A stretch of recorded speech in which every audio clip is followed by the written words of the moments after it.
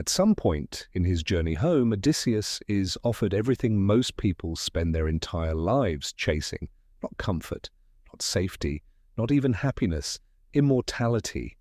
A goddess named Calypso offers him a life free from pain, free from loss, free from the uncertainty of being human. He can stay on her island forever. He will never age, never suffer, never face another storm. And he says no. He chooses instead to get back on a raft, alone, in the middle of a sea that has already tried to kill him multiple times, to sail home to a life that offers him nothing close to what he is leaving behind. And the question that Christopher Nolan's film is quietly asking underneath all the monsters and the battles and the storms is why? Why does a man leave paradise? Why does someone choose the harder thing when the easier thing is right there, offered freely, with no conditions attached? Because here is the truth about Odysseus that most people miss when they read his story. He is not a hero who wants glory. He is a man who does not know how to exist without the struggle. 10 years of war shaped him into someone who only felt fully himself when facing something impossible. The strategy, the danger, the need to think faster than everyone around him just to survive another day. That is who he became. And paradise, for someone like that, is not a reward, it is a kind of death. Because who is Odysseus without the journey, without the obstacle, without the next impossible thing to navigate? He is nobody, just a man sitting on an island in perfect comfort, slowly disappearing.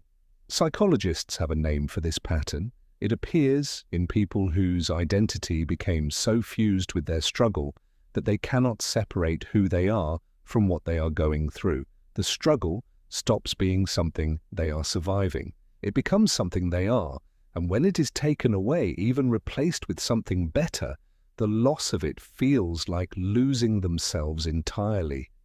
This is why Odysseus keeps moving, not because home is so extraordinary. His wife is waiting, yes, his son is waiting, his kingdom is waiting, but these are ordinary things, human things, things that exist in a world without monsters or gods or tests of impossible cleverness. He is sailing back to ordinary, and choosing ordinary over paradise is not a rational decision. It is an identity decision, because the man he became during those years of war and wandering can only fully exist in the difficulty, in the problem that needs solving, in the room where everyone else is lost and he is the one who finds the way through.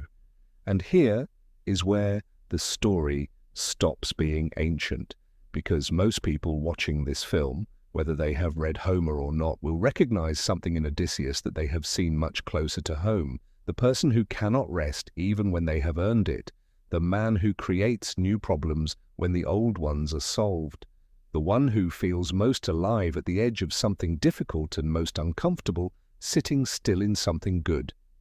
Most people assume this is ambition, but often it is something quieter than that.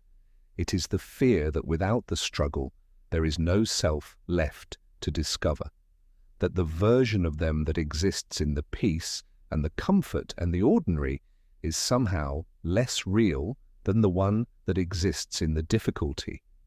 And so they keep moving, keep choosing the harder thing, keep sailing away from every paradise that was never the point.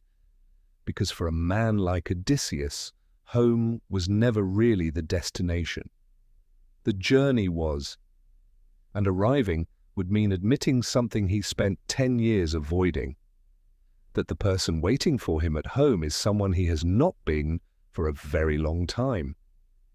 And becoming that person again after everything the war and the sea and the years of impossible survival turned him into might be the hardest thing he has ever had to do. Not the Cyclops, not the sirens, not Calypso's paradise, coming home to himself. That is the real Odyssey, and it is the one most people never see in the story.